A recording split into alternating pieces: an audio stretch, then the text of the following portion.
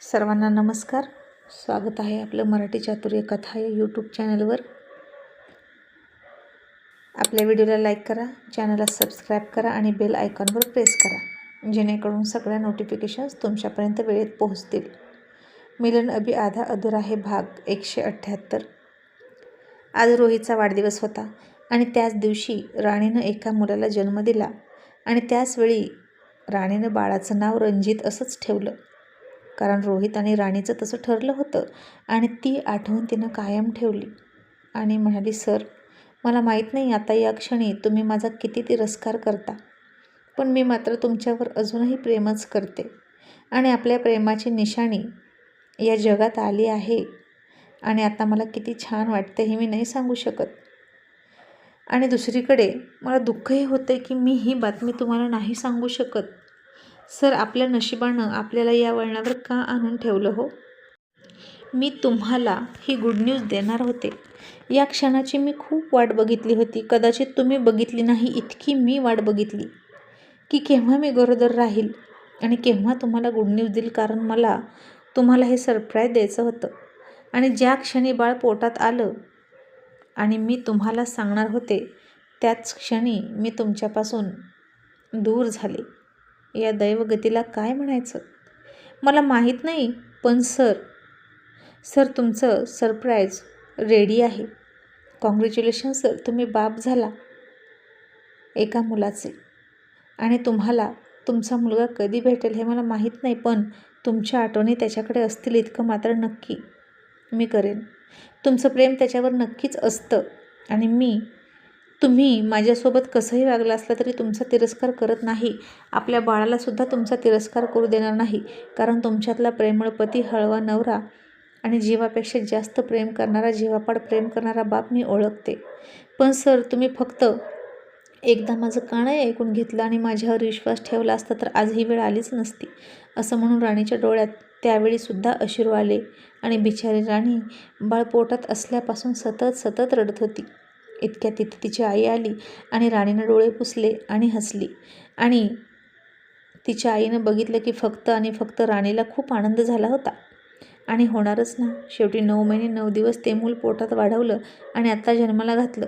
मग कोणत्याही आईला बाळ बघून आनंद होतोच, कारण तिच्या हाडामांसापासून बनलेला तो गोळा असतो. पण तिच्या आईने म्हणावा असा आनंद व्यक्त नाही केला. जर राणी सूर्यवंशींची सून असती, त्या घरात असती, तर तिच्या आईलाही खूप आनंद झाला असता.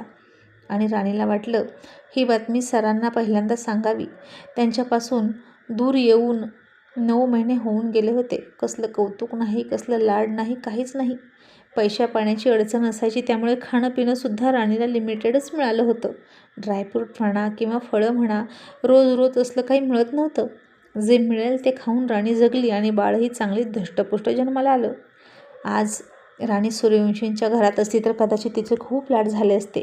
जी जानकी आज तिचा राग करते, तिनंच राणीचं खूप कौतुक केलं असतं आणि कौतुक करतही होती, कारण राणीमुळे तिचा रोहित माणसात आला, प्रेम करायला शिकला, हसायला शिकला, संसारात पडला असं तिला वाटायचं. आणि कुठलीही आई सुनेचं कौतुक फक्त एकाच गोष्टीसाठी करते, आपला मुलगा सुखी राहावा म्हणून. आणि जर मुलगा सुखी नसेल सुनेकडून तर ती आई त्या सुनेचा राग करतच असते. तसंच आता राणीमुळे रोहित दुःखात आहे म्हणून जानकी राणीचा राग करायला लागली होती, कारण आपला मुलगा सुखी तर सून गोड असंच समीकरण असतं कुठल्याही आईचं. याला जानकी तरी कशी अपवाद असेल. आणि आता कसलंही कौतुक न होता वाढलेलं ते बाळ होतं, पण मी माझ्या बाळाचं कौतुक करणार आणि त्याला प्रत्येक गोष्ट देणार असं म्हणून राणीनं पुन्हा कंबर कसली. ही गोष्ट मनोजला कळली. तोही आला, तिचं अभिनंदन केलं आणि म्हणाला, राणी, खरंच सरांना नाही सांगणार का या बाळाबद्दल? आणि राणी म्हणाली, नाही सांगणार. का सांगू? मलाही त्यांचा राग आलेला आहे. हेच बाळ पोटात होतं तेव्हा त्यांनी माझ्यावर मारेकरी घातले, मग मी कसं त्यांना माफ करू? आणि मनोज, त्यांना बाळ मिळणार नाही. मनोज म्हणाला, एकीकडे म्हणतेस की त्यांच्यावर प्रेम करतेस, त्यांना विसरणार नाही, 7 जन्म त्यांना मागून घेतेस, आणि दुसरीकडे असंही बोलतेस. राणी, नक्की तुझ्या मनात काय आहे? राणी म्हणाली, हो, त्यांनी माझ्यावर प्रेमही केलं, माझा तिरस्कारही केला आहे आणि माझ्यावर मारेकरी घालून अपराधही केला आहे. म्हणून मी प्रेमाबद्दल प्रेमच करते आणि 7 जन्म त्यांना मागून घेते. आणि त्यांनी माझ्यावर मारेकरी घातले ना, त्याबद्दल मी त्यांचा राग करते. मनोज, अनेक नात्यांनी भावनांची गुंतागुंत होऊन हे आयुष्य असतं रे. पण असू दे, आता यानंतर माझ्या डोळ्यात कधीच पाणी येणार नाही, कारण आता माझ्या आनंदाचा ठेवा माझ्याकडे आहे. माझ्या जगण्याचं कारण मला मिळालं आहे. असं म्हणून तिनं रणजितच्या डोक्यावरून प्रेमानं हात फिरवला. पण आता राणीच्या लक्षात रोहीची बर्थ डेट माहीत नव्हती. ती विसरून गेली होती. तिच्या पुढची समस्या, विवंचना, तिची दुःख इतकी होती की तिला स्वतःचा वाढदिवससुद्धा आठवणीत नव्हता. मग रोहितचा कसा असेल? आणि तिला या योगायोगाबद्दल काहीच माहीत नव्हतं. मग आता राणीनंच बाळाचं नाव ठेवलं रणजित. जसं रोहित राणीचं ठरलं होतं तसं. जो कायम रणांगण जिंकतो तो रणजित, कधीच हार मानत नाही तो रणजित. याचा बापही तसाच, कुठलंही युद्ध न हारणारा. आणि तसाच हा सुद्धा असेल. मनोज, तुला सांगू, रोहित या शब्दाचा अर्थ असतो सूर्याप्रमाणे तेजस्वी. आणि माझा रणजितही याच्यासारखाच असेल. कुणीही त्याचा आदर्श घ्यावा असेच आहेत ते. आणि त्याची एक बाजू पडकी असली म्हणून काय झालं? म्हणून ते पूर्णच नाकर्ते आहे तसं होत नाही. काही काही गोष्टीत मीही त्यांचा आदर्श मानते. असं म्हणून पुन्हा राणीचे डोळे भरून आले. आणि इतक्यात बाळ रडायला लागलं. तिच्या आईनं राणीला जवळ घेतलं आणि म्हणाली, रडू नको राणी. बाळा, आता बाळ आलं ना, तर बाळंतीण बाईनं रडायचं नसतं. आणि राणी म्हणाली, आई अगं, हे आनंदाश्रू आहेत, मी कशाला रडू? आणि आता मला जगण्याचं कारणही मिळाले आणि मी नाही रडणार, असं म्हणाली. आणि राणीनं रणजितला जवळ घेतला. मग तिचा भाऊ तिथं आला आणि त्याला खूप आनंद झाला. आणि तो म्हणाला, ताई अगं, दाजींना माहीत झालं तर काय होईल गं? मला तर असं वाटतं की पळत पळत जावं आणि त्यांनाही बातमी सांगावी. ते किती एक्सायटेड होते बाळासाठी. तशी राणी म्हणाली, नाही, तू असं करू नकोस, समजलं? आणि तिचा भाऊ गप्प झाला. आणि मग म्हणाला, ताई, याचं नाव ना खूप मोठं आहे, आपण याला शॉर्टमध्ये राणा म्हणूया का गं? राणी म्हणाली, चालेल. आणि तो म्हणाला, वा, राणीताईचा राणा. असं म्हणून तिचा भाऊ हसायचा आणि आता त्याचं नाव राणा पडलं. मग इकडे रोहित झोपेतून उठला आणि त्याचं शेड्यूल आज जरा पॅकच असणार होतं. इकडे शिबिर, तिकडे शिबिर, काही उद्घाटनं घेतली असतील. त्याचे कार्यकर्ते फार उत्साही होते. रोहित फंडिंग द्यायला कमी करत नव्हता आणि पदर खर्चाने सुद्धा रोहितसाठी खूप खर्च करायचे. आता जीव द्यायला सुद्धा तयार असणारे कार्यकर्ते रोहितसाठी पैसे का खर्च करणार नाहीत? आणि रोहितही सगळ्यांना चांगलं सांभाळायचा. मग नाश्ता करताना डायनिंग टेबलवर आधी राहुलनं त्याला हॅपी बर्थडे विश केलं त्याच्या गळ्यात पडून. मग रोशनही गळ्यात पडला आणि त्याच्या गालाची पप्पी घेऊन म्हणाला, हॅपी बर्थडे मधले बंधू. आणि रोहित तसाच निर्विकारपणे म्हणाला, थँक्यू. आणि रोशन हट्ट करत म्हणाला, ए दादा, आज बर्थडे तुझा आहे, पण मी तुझ्याकडे एक गिफ्ट मागू का रे? रोहित म्हणाला, बोल, काय पाहिजे? त्या मुलीचं नाव न काढता काहीही माग. आणि रोशन म्हणाला, एक छोटीशी प्यारीची स्माईल दे ना. किती दिवस झालं, किती महिने झाली तुझी स्माईल बघितली नाही. असं म्हणून रोशनच्या डोळ्यात पाणी आलं आणि त्यानं रोहितला घट्ट घट्ट मिठी मारली. आणि आता रोहितनं त्याची ठेवण्यातली ती थोडीशी स्माईल त्याला दिली. आणि रोशन हसून म्हणाला, कंजूस कुठला. आता थोडासा का होईना रोहित हसला म्हणून सगळ्याला आनंद झाला. सगळ्यांनीच त्याला बर्थडे विश केलं, पण रोहितचा चेहरा पडलेला होता. त्याला नव्हतं कसलंच कौतुक त्याच्याशी. आणि जानकी म्हणाली, रोहित बाळा, आज तरी बाहेर जाऊ नकोस, आज आपण तुझं औक्षण करूया, वाढदिवस साजरा करूया. रोहित, मला काही गरज नाही, माझा वाढदिवस जास्त महत्त्वाचा नाही, त्यापेक्षा प्रत्येकानं आपली आपली कामं बघा. तशी सोनम म्हणाली, का हो भाऊजी, तुम्ही ना असं का वागताय? तुम्ही गेले काही महिने आमच्याशी खूप तिराहितासारखं वागता. आम्ही तुमचे कोणीच लागत नाही का?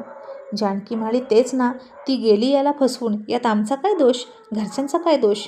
रोहित, तीच एकटी आहे का रे तुझ्या आयुष्यात, जिच्यावर तू प्रेम केलंस? आईवडिलांवर तू प्रेम करत नाही का? तुझ्या भावंडावर प्रेम नाही का? बहिणीसारख्या 2 भावजय आहेत, त्यांच्यावर तुझं प्रेम नाही का? अरे किती प्रेम करतो आम्ही सगळे तुझ्यावर, आणि तू मात्र त्या मुलीच्या नादात आहेस अजून, आणि तिच्या आठवणीत आम्हाला दुखावतो. असं म्हणून जानकी रडायला लागली. रोहितला वाईट वाटलं आणि तो म्हणाला, आई, असं काहीच नाही. जानकी चिडून म्हणाली, हो, असंच आहे. गेले 9 महिने तू आमच्यासोबत नीट बोलला नाहीस, की नीट खातपीत नाहीस. रोशनसोबत तर किती कठोर वागतोस. रोहित, आमचा दोष काय आहे ते तरी सांग. आम्ही तुझ्यावर प्रेम करतोय, हा आमचा दोष आहे का? आणि रोहित थोडा नाराज झाला आणि म्हणाला, आई नाही गं, असं नको बोलू प्लीज, बोल, काय करायचं आहे? आणि जानकी म्हणाली, संध्याकाळी लवकर घरी ये, तुझा वाढदिवस मी साजरा करेन. रोहित तिला समजावत म्हणाला, अगं आई कशाला, अगं खूप कार्यक्रम आहेत आज.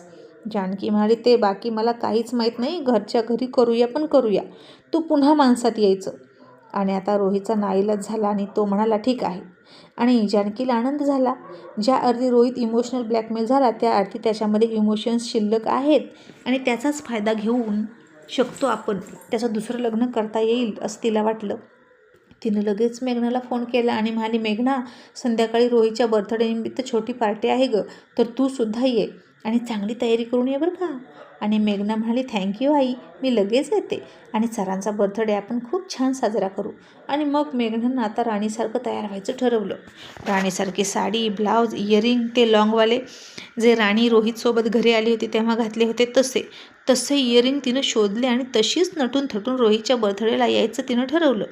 मग रोहितनं त्याचे प्रोग्राम आटोपले आणि जानकीनं त्याला फोन केला संध्याकाळी आणि म्हणाली, रोहित, आम्ही वाट बघतोय तुझी, सगळी तयारी झाली आहे. आणि रोशन म्हणाला, आई बरं केलंस तू दादाला खडसावलं, नाहीतर त्यानं ऐकलं नसतं बघ. जानकी म्हणाली, काय करावं, बस झालं आता त्या राणीच्या दुःखात झुरणं, आता त्यानंही पुढं गेलं पाहिजे ना, आणि तुम्हीसुद्धा माझ्या बाजूनेच उभे राहा. हळूहळू आपण त्याला दुसऱ्या लग्नाला तयार करू. आता पुन्हा रोशन गप्प बसला, कारण आता राणीच्या जागी दुसरी वहिनी त्यालाही मंजूर नव्हती आणि राणी वहिनी का सापडत नाही असं त्याला वाटायचं. मग संध्याकाळी रोहित आला, त्याचे मित्रही आले आणि तो आल्यानंतर एके ठिकाणी पाहुण्यासारखा बसला. असं वाटतच नव्हतं की त्याचा बर्थडे आहे.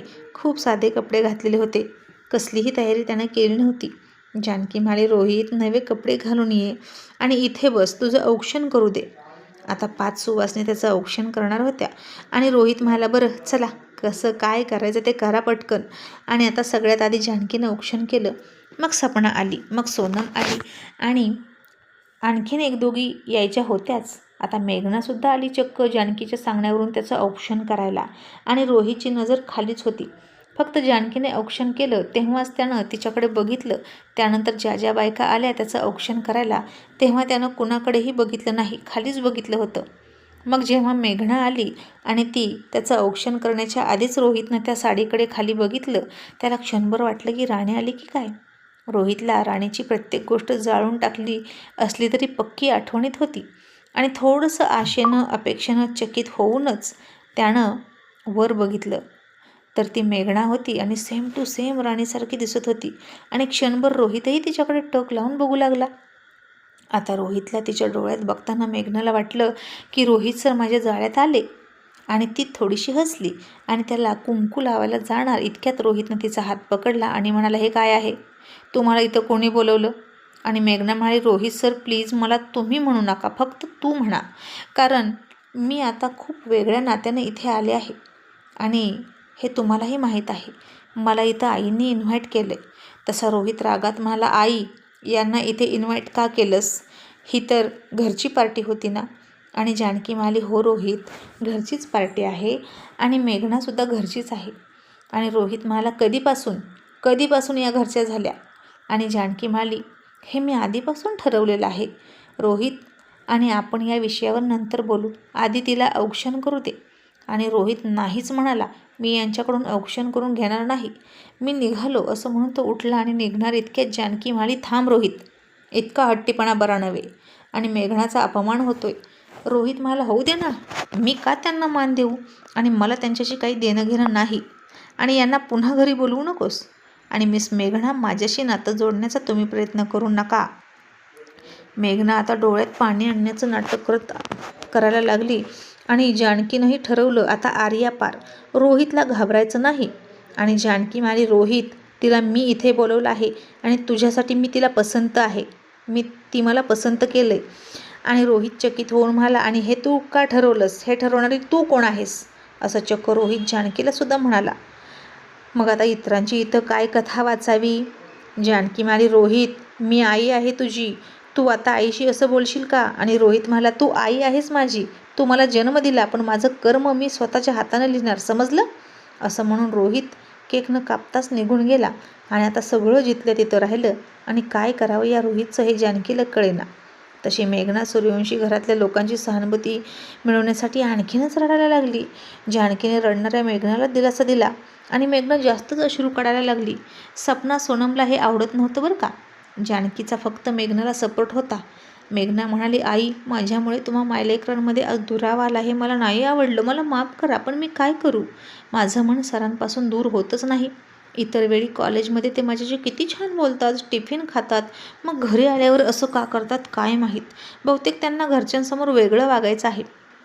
आणि आता राणीशी लग्न केल्यानंतर रोहित राणीसोबत एकांतात वेगळं वागायचा, सगळ्यांसमोर राणीवर प्रेमाचं नाटक करायचा.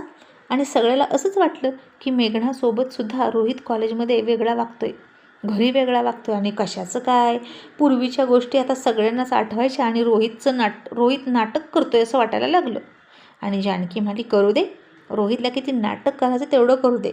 मेघना, तू हार मानू नकोस बाळा. आणि मेघना म्हणाली, नाही आई, मी सरांवर पहिल्या नजरेपासून प्रेम करते. हे आजचं प्रेम नाहीच, त्यामुळे मी नाही हार मानणार. मी कितीही वर्ष थांबावं लागलं तरी थांबेल, पण त्यांचीच वाट बघेल. आणि जानकीला तिचं फार कौतुक वाटलं. आणि इकडे आता वैतागून बाहेर गेला रोहित आणि ड्रिंक करत बसला. आता मात्र त्याच्या सगळ्या मित्रांना इतक्या महिन्यानंतर कळलं की राणी इथं नाही आणि रोहितच्या दुसऱ्या लग्नाचा विषय सुरू आहे. आणि हे काय सुरू आहे रोहितच्या आयुष्यात असं त्यांना वाटलं. पण आता रोहितला जास्त कोणी विचारत नव्हतं, बोलत नव्हतं. जास्त काही विचारायचं नसतं, नाहीतर तो चिडतो आणि संबंध तोडून टाकतो. म्हणून मित्रही गप्प बसले. पण रोहित गेल्या काही महिन्यांपासून किती अपसेट आहे, कुठल्या परिस्थितीतून चालला याचा अंदाज त्यांना येत होता. आणि उगीचच अख्ख्या जगापासून दूर गेल्यासारखा करत होता. आयुष्यातलं सगळं चैतन्य, हसू गायब झाल्यासारखा राहत होता. मग आता रोहित तिकडेच ड्रिंक करत बसला, घरी येतच नव्हता. आणि आत्ता मात्र राहुल आणि रोशन स्वतः होऊन त्याच्याकडे गेले, त्याच्यासोबत बसले. रोहित कोणाशी काहीच बोलत नव्हता आणि हे दोघेसुद्धा काही बोलले नाहीत, फक्त भावाच्या सपोर्टसाठी बसले. आणि पुन्हा मेघनानं जानकीला नाटक करत फोन केला आणि रोहितची खूप काळजी वाटत आहे असं दाखवत म्हणणार होती की, आई, रोहित सर घरी आले का हो, मला त्यांची खूप काळजी वाटते. पण आता झालं असं की फोन घेतला सपनानं आणि ती पहिलं वाक्य असंच म्हणाली की, आई, रोहित सर घरी आले का, मला त्यांची खूप काळजी वाटते. आई, सगळं ठीक होईल ना हो? आणि सपना म्हणाली, त्यांनी तुझ्या कानाखाली दिली ते तुला नापसंत करतात, तरीसुद्धा तू त्यांचा पिच्छा का सोडत नाही गं? आणि आई झोपले आहेत. मेघना म्हणाली, नाही सोडणार मी त्यांचा पिच्छा. ते असेच तिरस्कार करतात आणि नंतर प्रेम करतात, मला माहीत आहे. त्यांची प्रेम करण्याची पद्धत माहीत आहे मला. राणी बाबतीतसुद्धा असंच झालं. आणि एक ना एक दिवस ते माझ्यावर प्रेम करणारच. आणि हे बघा, त्यांनी माझ्या कानाखाली दिली तर काय झालं? त्यांचा माझ्यावर हक्क आहे म्हणून त्यांनी माझ्या कानाखाली दिली, कारण माणूस प्रेमातच रागवत असतो असं म्हणून मेघनानं फोन ठेवून दिला. आणि तिचं बोलणं ऐकून सपनाला रागच आला आणि ही मुलगी फार पुढची आहे असं वाटलं. मग आता रोहित पुन्हा गप्प राहायला लागला. सोनमची चोर ओटी भरायची होती, तिला 3 महिने पूर्ण झाले होते आणि सगळ्यांनाच कळलं की आता सोनम गरोदर आहे. आणि रोशन सोनमची काळजी घेत होता, दूध पाजत होता, नाश्ता भरवत होता. आणि ते बघितलं आणि रोहितला फार फार वाईट वाटायचं. त्याला राणीची खूप काळजी घ्यायची होती, तिला खूप खूप सुखी करायचं होतं, तिचे खूप लाड करायचे होते प्रेग्नन्सीमध्ये. त्यानं बाळाची खूप स्वप्न बघितली होती, पण हे काय होऊन बसलं असं त्याला वाटायचं. जानकी म्हणाली, रोहित, तू किती सेल्फिश आहेस रे, तुझ्या सख्या भावाचं कॉंग्रॅच्युलेशन करणार नाहीस का? आणि जानकीनं आता रोहितचं चांगलं डोकं खायचं धरलं होतं. रोहित म्हणाला, आई, मी सेल्फिश आहे का गं, तुला असं का वाटतं? जानकी म्हणाली, नाहीतर काय, मग तूही लग्न कर, तूही बाप हो, तुला कोणी नाही म्हणतं रे. अरे ती गेली तर जाऊ दे ना, काय आहे तिच्यापाशी एवढं? आणि रोहित नुसता म्हणायचा, आई, मी तिच्यामुळे असं वागत नाही. आणि जानकी म्हणाली, हे मला नको सांगू, तू तिच्यामुळेच असं वागतो हे कळतंय आम्हाला. आणि जानकीनं रोहितचा आता पिच्छाच पुरवला होता. आणि इकडे राणासोबत खूप खुश होती. राणासुद्धा खूप शहाणा होता, अजिबात रडत नव्हता, राणीला त्रास देत नव्हता. तिला डिलिव्हरी होऊन 2-2.5 महिने झाले की ती त्याला सोडून अभ्यास करत करत मेडिकलमध्ये जायची, कारण काम करण्यावाचून पर्याय नव्हता. आणि राणा घरी आजीकडे निवांत राहायचा, हसायचा, खेळायचा, बाटलीतून दूध प्यायचा, चांगलंच बाळसं पकडत होता, अगदी राजबिंड दिसत होता. आणि छोट्या राणीच्या पोटी असा धष्टपुष्ट मुलगा जन्माला आलेला बघून सगळे चकित व्हायचे आणि म्हणायचे, राणी, नक्कीच या मुलाचा बाप शरीरानं आणि राजबिंड असणार. राणी तर अशी राजबिंडी वाटतच नाही, सामान्य घरातली वाटते, पण बाळ बापावर गेलेलं दिसतंय. आणि खरंच राणा अगदी रोहितवर गेला होता, देखणेपणात सुद्धा आणि शरीरयष्टीने सुद्धा. आणि राणी मेडिकलमधून आली की राणासोबत खेळायची, त्याच्यासोबत बोलायची आणि त्याच्यातच रमायची. तिचं दुःख आता खूप कमी झालं होतं, कारण त्याच्यासोबत आणि इतर कामं करण्यात दिवस कसा जायचा, रात्र कशी उजडायची हेच तिला कळत नव्हतं. जास्त अपेक्षा नव्हत्या राणीच्या आयुष्याकडून. नेहमीच 2 वेळचं खाऊन पिऊन सुखी राहावं इतकंच स्वप्न होतं तिचं. त्यासाठी ती मेहनत करायची आणि सुखी होती राणी. आणि इकडे रोहितनं अजून तरी मेघनाला घास टाकला नव्हता. तो तिला दूरच राहायला सांगायचा. कॉलेजमध्ये तर ती त्याच्याकडे बघतच नव्हती, फार घाबरून राहायची. पण घरी मात्र जानकीच्या सपोर्टनं नखरे करायची. आणि एक दिवशी मेघनाची मम्मी म्हणाली, मेघना, अगं तुझ्या मनात काय आहे ते तरी सांग. आम्ही तुझ्यासाठी स्थळ बघायची की नाही. एका वरचढ एक स्थळं येतात आणि तू नकार देतेस. आणि मेघना म्हणाली, नकाच बघू, माझ्यासाठी एकही स्थळ बघू नका, कितीही उशीर होऊ द्या, पण मी लग्न करीन तर फक्त रोहित सरांसोबत. आता माझी मंजिल खूप दूर नाही, आज ना उद्या सर होकार देणारच. ते तरी किती दिवस बायकोशिवाय राहतील.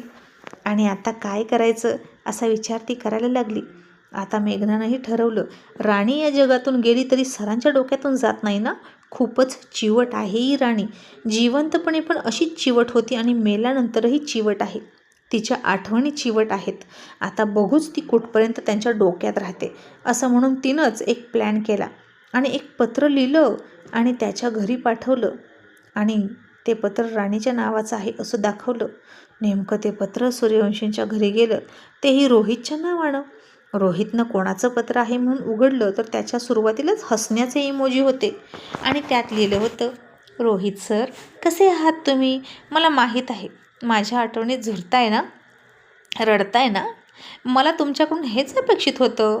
तुम्ही माझ्याशी जबरदस्ती लग्न केलं ना, त्याचाच आम्ही बदला घेतला, कळलं का? मी बदला घेतला. तुम्ही माझ्याशी जबरदस्ती लग्न केलं, माझं आणि मनोचं स्वप्न भंग केलं. आम्ही एकमेकांवर प्रेम करत असताना तुम्ही मध्ये आला आणि तुम्ही माझ्यासोबत स्वप्न बघितली, सुखी संसाराची आणि बाळाची. मग तुम्ही आम्हा दोघांची स्वप्न भंग केली.